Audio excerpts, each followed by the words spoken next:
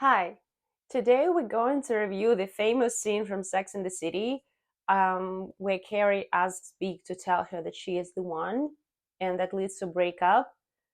I want to show how, in this example, a little more self awareness and communication skills would have helped to avoid the whole situation, the whole breakup.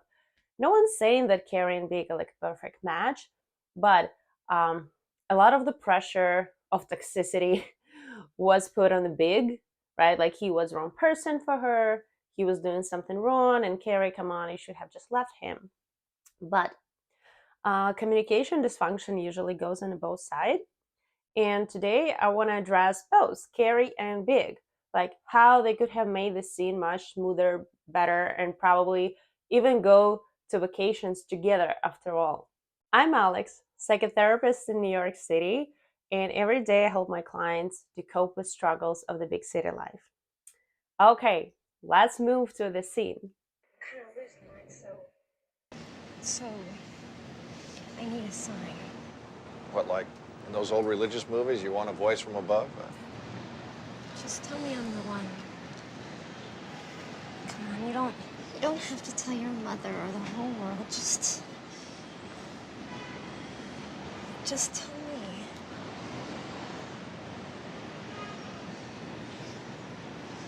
She's looking for validation.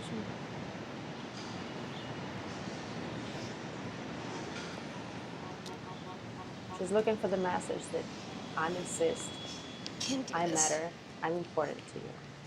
Carrie, And she's not getting it. She Carrie, feels invisible. just get in the car, She feels please. rejected. This is such a big thing for her. Can't.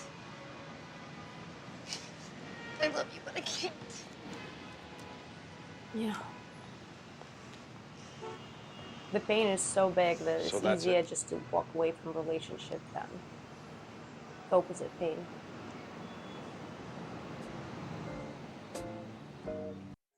And that's it. Well, Carrie asked Big to say, tell me I'm the one. And I don't need to tell your mother or anyone, just tell me. And Big sort of gets shocked and he's like, he doesn't know what to say. But what is actually the problem here? I mean, we know that she wants to be the one. He doesn't want to choose her as the one. But what the one actually means for both of them. I'm sure if they clarified terms and what the one actually means, the conversation could have gone a totally different way. So, how it could have been clarified? For Carrie, she used a little bit more self awareness and asked herself, what are my actual needs? Right? What does the one mean for me? Basically, she wants to know that she's important. She wanted to know that she exists. She wanted the confirmation that I exist. I'm important for you. That's what she basically wanted. But when she says, tell me I'm the one, we don't know what's going on in the Big's head. Maybe Big thinks, oh my God, if I tell her I'm the one, what does it mean? Am I supposed to marry her? I was supposed to get engaged? Am I promising right now that she is the one forever? And of course she got overwhelmed. He got overwhelmed. And of course he got overwhelmed with all of those thoughts and responsibilities and the burdens that he was not ready to take in. But I don't think that that's what Carrie actually meant. Because their relationship by that moment will like last for a couple months, no more. And especially in American culture, choosing each other as the one is absolutely not the right time.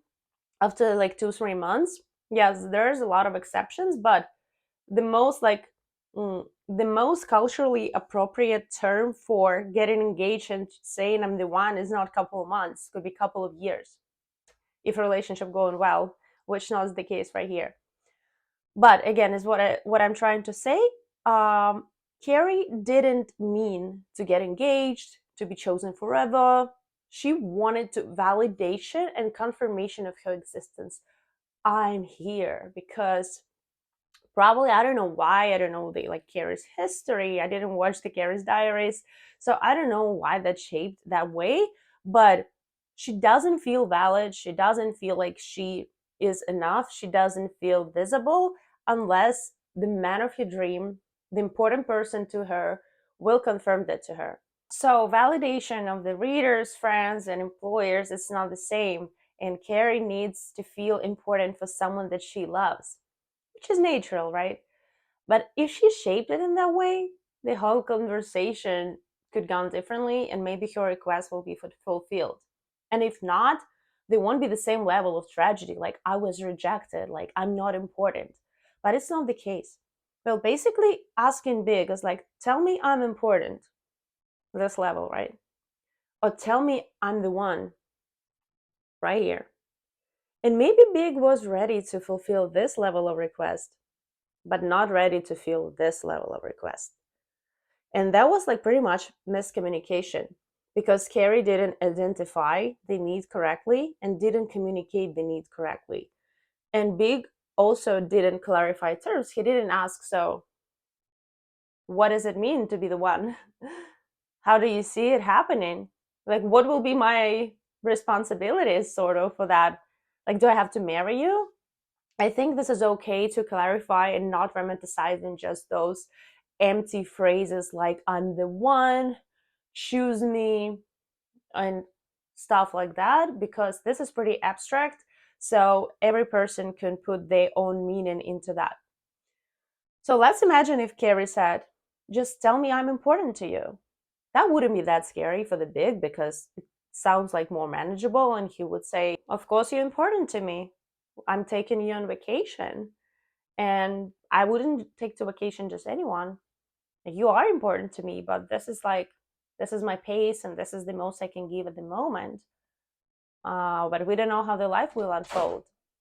But impatience and not clarifying the needs and terms and the way the needs could be fulfilled pretty much played the role in how this conversation ended. And it ended in a breakup, and not like the mature, thought through, clear breakup. It was emotional breakup, because Carrie felt so much pain of being nothing, being empty, being not important to someone she chose, someone she loved, which wasn't even the case. If you want to hear more about principles of authentic communication, I have another video, Smart Dating. So you can see the steps, how to identify your needs, how to clarify terms, how to be authentic. But in this story, we reviewed Carrie. I see multiple ways where our authentic communication grew since 90s, and more things became normal, more things became like people more willingly to talk openly about. And there's a lot of scenes in Sex and the City worth talking about and worth discussing and worth sort of mistakes fixing, communication mistakes fixing. And if you have the scene that you want me to review, that want me to discuss, please write in the comments. And I'll be happy to make another video about it. That's all for today. I hope you enjoyed this little video. Subscribe for my channel to hear more mental health tips.